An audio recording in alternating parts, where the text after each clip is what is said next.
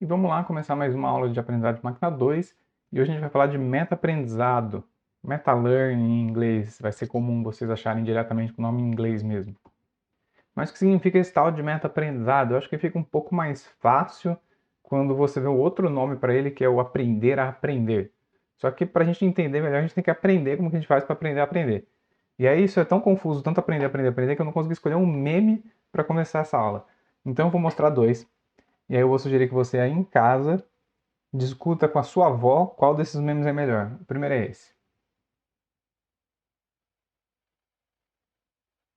E tem esse. Tá bom, mas para você entender aquilo, né, você tem que entender o que é o meta-aprendizado. E para você entender o que é meta-aprendizado, existe uma premissa importante que a gente precisa lembrar, que vai nos levar a todo o tema da aula de hoje, que é o teorema do no free lunch. Então, o que é não ter o almoço de graça, né? Isso aqui quer dizer que não existe um único algoritmo de aprendizado de máquina que seja melhor do que todos os outros em todos os problemas. Por problema, eu estou dizendo exatamente o que é o meu conjunto de dados, né, o que ele está querendo dizer, mas mais especificamente sobre as características desse meu conjunto de dados. E aí, o quão bem um algoritmo vai para aquele problema depende de como que ele se adapta, né, qual que é o seu viés indutivo adaptado àquele problema. Então, por exemplo, eu falei na aula de SVM que para você ter o SVM funcionar bem ali no seu programa, ele tem que ter uma característica de ser linearmente separável, mesmo que seja num espaço de dimensão maior do que o original e tudo mais. Tá? Então, tem a ver com isso daí. Nessa aula, eu vou falar o conceito geral de meta-aprendizado e eu vou falar como é que eu posso usar, né? Tem vários jeitos diferentes, mas eu vou falar um jeito simples de usar meta-aprendizado para escolher algoritmos de classificação. Eu não vou abordar, pelo menos não em profundidade, os seguintes itens: otimização de hiperparâmetros e alguns frameworks baseados em descida do gradiente. Tem vários motivos para isso. Primeiro que é mais fácil de entender o cara de cima. Se você não entender o cara de cima, aí você não vai entender o resto mesmo. Então, vamos por partes. E segundo, que o de baixo as coisas são um pouco mais específicas, tá? O Hyperparameter Optimization é, dá para pensar como se fosse um prolongamento, uma extensão do que a escolha de algoritmos de classificação. E esses frameworks baseados em descida de gradiente, eles podem ser usados em HPO, que é o Hyperparameter Optimization, mas vocês vão ver muito eles quando vocês forem procurar na internet, porque a moda agora, do momento, né? Não sei se isso vai ficar para sempre, se não vai, enfim, é redes neurais profundas. Eles são baseados em otimização, e aí a descida do gradiente é algo bom nesse cenário. Então eu vou dar uma pincelada lá no final. Mas o foco vai ser meta-aprendizado para a escolha de algoritmo de classificação. Quando a gente fala em meta, a gente está falando de um nível acima daquela coisa que a gente está olhando, meta alguma coisa, né? E que a gente usa para, de certa forma, descrever o que está no nível de baixo. É o exemplo de metadados, né? Metadados são dados que você usa para descrever os dados.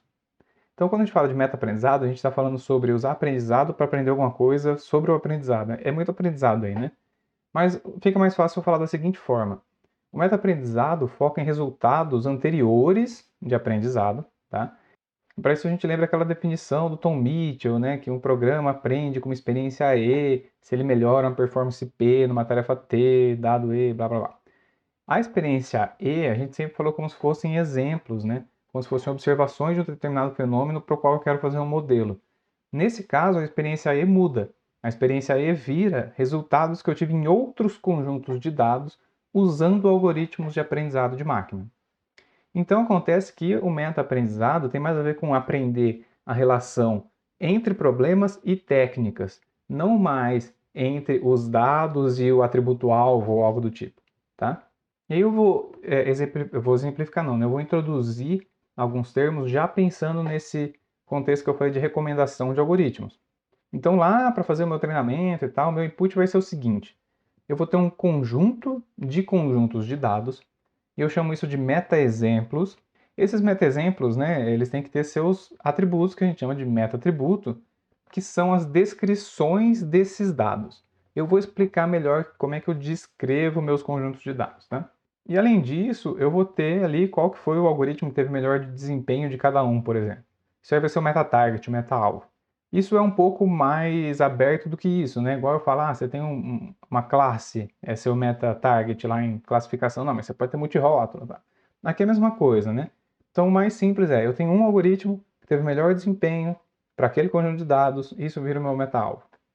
E aí o modelo que a gente gera fazendo o tal do meta-treinamento, que é o treinamento nesse nível, que às vezes é chamado de nível de base ou nível zero, ele vira o meu metamodelo, tá? Na verdade, peço perdão, o nível zero é isso aqui de fazer o conjunto de dados ali, né? Os meta-exemplos, etc. Quando você cria um modelo, você já está no nível 1, né? Não é mais o nível zero, já é um nível 1 metamodelo. Mais ou menos assim. Então, o que eu vou ter inicialmente são conjuntos de dados de outros domínios, né? Não, quer dizer, de domínios diversos, esse que é o ponto. Em que eu vou colocar desenhar eles aqui primeiro, né? Eu chamo esses caras, né, dataset 1, dataset 2, dataset 3, etc., de metadados, tá? Então, eu vou ah, coletar uma grande quantidade de conjuntos de dados. Para cada um deles, eu vou fazer uma descrição, né? Então, eu vou descrever esse cara por um meta atributo 1, meta atributo 2, meta atributo 3 e assim por diante, certo? E assim por diante. Aí, para um próximo conjunto de dados, eu vou fazer a mesma coisa. Fazer uma meta atributo 1 para esse conjunto de dados, meta atributo 2, meta atributo 3 e assim por diante. Então, isso aqui seria o meta atributo 2 para o dataset 2, meta atributo 1 para o dataset 2, assim por diante, né? Aqui 1, 1, 2, 3, 1, tá? Isso vai virar para mim um conjunto de dados novo em que eu tenho os meus ah, meta atributo 1, meta atributo 2 e assim por diante, né? Até o meu meta atributo M. E, nossa, tá ótima a letra da pessoa aqui, né? Minha letra já é feia no caderno, quando eu faço com isso aqui, então. E aí aqui os exemplos vão ser as descrições de cada um dos meus datasets, tá? Então, aqui eu vou ter até lá o meu dataset N, tá? E o meta target, né? Qual que é o meu meta-alvo? Aí depende um pouquinho, como eu falei antes, né? Pode ser, por exemplo, né, que esse cara aqui, para ele foi bom o SVM. Para esse cara aqui o Naive Bayes mandou bem. Para esse cara aqui foi uma MLP, né, uma Multilayer Perceptron. E assim por diante, tá? A partir desse cara, eu vou lá e induzo um novo modelo que vai ser o meu metamodelo. Chique. Esse metamodelo, o output dele é um algoritmo, né? É uma sugestão. Na verdade, o que pode acontecer aqui é eu sugerir não só um algoritmo, mas eu sugerir mais de um, tá? Então, fica mesmo como um sistema de recomendação. Eu recomendo um, que eu acho que é mais forte, mas eu recomendo um segundo, um terceiro e assim por diante, tá? Então, beleza. Essa daqui é a fase de treinamento mesmo do meu meta modelo e tal, para a minha fase de meta aprendizado propriamente dita. Mas como é que eu uso ele? Então, imagina que chega para mim um novo conjunto de dados aí que eu tenho que resolver o problema que está contido, né, que esses dados representam e tal. Então, dataset novo, dataset X, sei lá. Aí, quando eu quero saber como resolvo esse problema, eu coloco ele, eu descrevo, né? Então, eu primeiro descrevo ele. Isso vai virar para mim um novo exemplo, né? Com essa mesma carinha do meu meta conjunto de dados aqui, ó. Então, eu descrevo o dataset, passo no meu metamodelo e ele vai sair para mim aqui a minha recomendação. E aí eu vou usar essa recomendação que ele deu como o algoritmo para induzir um novo modelo para o meu conjunto de dados novo ali, né? Então aqui vai ter um modelo para dataset X. E é isso. Parece simples, né? É custoso fazer toda essa etapa inicial aqui, tem um custo, né? Mas é um custo que muitas vezes vale a pena, porque se você fizer um bom metamodelo aqui, você consegue aplicar ele em tantos datasets novos, né, de forma mais automatizada, quer dizer, eu não tenho que ficar escolhendo, selecionando muito o que eu tenho que fazer para esse problema novo, tá? E vale a pena, então acaba poupando tempo aqui nessa fase. Então beleza, eu falei como é que funciona, como é que é o pipeline aí do meta-aprendizado, mas eu ainda não falei como é que eu faço para caracterizar os meus dados. E aí tem vários jeitos diferentes, e eu vou falar especificamente em 3 categorias. Essas 3 categorias foram definidas em um artigo que vai estar como material suplementar, tá? E também é usado para organizar um pouco melhor o raciocínio lá no livro da Cat Pacelli, que é o Inteligência Artificial, uma abordagem de aprendizagem de máquina, que lançou uma versão nova esse ano. Então a gente estava usando um que era meio antigo, mas lançou uma nova edição. Fica a dica. A primeira forma de caracterizar os dados é a caracterização direta. E aí eu tenho subcategorias, né? Caracterização direta é eu extrair estatísticas ali do meu conjunto de dados, tá? E aí eu posso fazer umas estatísticas simples. Então eu posso usar número de exemplos, número de classes, número de atributos. Desses atributos, quantos são categóricos, quantos são numéricos? Então, características desse tipo a gente chama de características simples e escreve, ok, ali o meu conjunto de dados. Nada que a gente não faça quando a gente faz uma análise exploratória simples. Eu posso também extrair características estatísticas dos meus conjuntos de dados. Por exemplo, média dos atributos numéricos, de seu desvio padrão, alguma coisa que me fala sobre a distribuição, obliquidade, curtosa, esse tipo de coisa. Dado que cada conjunto de dados tem um tamanho diferente, de número de exemplos, número de atributos e tudo mais, então o que eu faço é fazer uma média, e às vezes eu posso colocar média e desvio padrão da média e do desvio padrão e da obliquidade, entendeu? Dos atributos numéricos. No caso de atributos categóricos, por exemplo, eu posso colocar quantas categorias na média que tem os meus atributos e coisas do tipo. Eu também posso ter características baseadas em teoria da informação, como a entropia, a informação mútua contida lá. Nossa, mas é muita coisa, tem que extrair coisa demais. A gente sabe que em aprendizagem de máquina tem muita coisa que tem que fazer coisa demais para chegar no que parece simples, né? Mas aí sempre tem uma ferramenta para ajudar. Nesse caso, eu recomendo o Pinef, que é uma ferramenta nova, brasileira, e do grupo do professor André Carvalho, que é colega nosso. Fora isso, eu tenho mais 2 categorias e as duas têm modelos envolvidos, tá? A primeira delas tem a ver com caracterização baseada no modelo em si. A ideia é induzir, então, algum modelo a partir de cada um dos seus conjuntos de dados, ou seja, cada um dos seus metadados, e aí você caracteriza ele por características do modelo induzido. Um exemplo que fica bem claro é se você induzir árvores de decisão. Então você vai lá para o seu dataset 1, você induz uma árvore de decisão. Se você não lembra que é a árvore de decisão que você vai precisar lembrar, card, hein, Diego? E aí você olha para a sua árvore induzida, número de folhas, profundidade, entropia média nas folhas, balanceamento e assim por diante. Tá? Então são características que você consegue extrair de forma fácil ali do seu modelo. Por que eu posso caracterizar meu conjunto de dados assim? Bom, a árvore de decisão, por exemplo, tem lá o seu viés indutivo. E essas características que definem a minha árvore de decisão têm a ver com como é que esse viés indutivo ele é explorado, e isso depende das características do conjunto de dados. Então é uma boa estratégia e é bem utilizado. Eu também posso usar modelos de classificação nos meus datasets ali, né, nos meus metadados, para fazer a caracterização baseada em landmarking. Esse caso também pensa que cada algoritmo tem um viés indutivo diferente, vai dar uma característica diferente. E dito isso, o que esse cara faz é o seguinte, ele cria modelos com diferentes algoritmos para cada um dos metadados, e aí ele caracteriza pelo desempenho nesses diferentes algoritmos. Então é acurácia, precisão, revocação, média, né, área sobre a curva ROC. Se for regressão, apesar de eu estar focado mais em classificação, qual que foi o erro médio, qual que foi o erro ao quadrado e assim por diante, né? E aí, o seu novo conjunto de dados, que é da caracterização dos metadados, ele é dado por essas, quanto dado, né? Então ele é dado, né, ele é descrito por essas medidas de avaliação. Então, aqueles caras que tiveram medidas parecidas, né, similares, então significa que o conjunto de dados é similar também ao metadado que deu aquele resultado, né? Então eu vou usar o algoritmo que foi bom para esse metadado aqui. Mais ou menos isso, tá?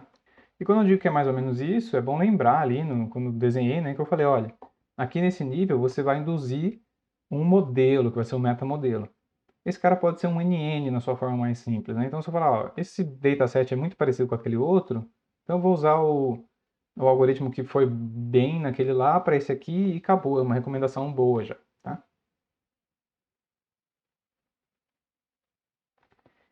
E já passando dessa para uma melhor, né? Que coisa horrível de se falar. Também existem técnicas, né, baseadas em otimização para você fazer um meta-aprendizado. Esse também foi outra coisa que eu tive dificuldade de definir a ordem. A otimização com aprendizado de máquina ou é otimização com meta-aprendizado ou é meta-aprendizado para otimização? É as duas coisas, ou é meta-aprendizado com otimização, é tudo junto, tá? É otimização na coisa toda. Onde a gente usa a otimização? Para estimar valores de parâmetros, então eles são contínuos, por exemplo, você vai utilizar uma otimização convexa. Para treinar redes neurais, é outro exemplo, tá? E aí a gente troca essa minha escolha, troca não, a gente pode trocar como pode não trocar, tá? Eu posso fazer essas coisas usando o MetaLearning que eu mostrei até agora.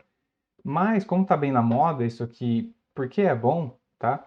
Apesar de algumas ressalvas, então eu resolvi colocar no slide aqui. O que vai acontecer nesse caso é que eu vou usar, por exemplo, no desenho que está aí, que é baseado em descida do gradiente, eu vou usar o meta-aprendizado para levar o meu ponto de inicializar minha otimização mais próximo do ótimo local, do ótimo global, perdão. Então, eu vou usar aprendizado, meta-aprendizado, né? Vou usar o que eu já vi antes, tarefas anteriores, em pequenos batches, para ir guiando a minha busca no meu espaço até que eu chegue perto do meu ótimo e aí dali para frente eu faço a minha descida do gradiente no meu conjunto de dados mesmo. Eu estou bem pertinho. A gente chama isso de warm start. Então eu começo de um ponto bom usando menos recurso computacional. Beleza? Isso aqui é bem legal. Usando menos recurso computacional agora, né?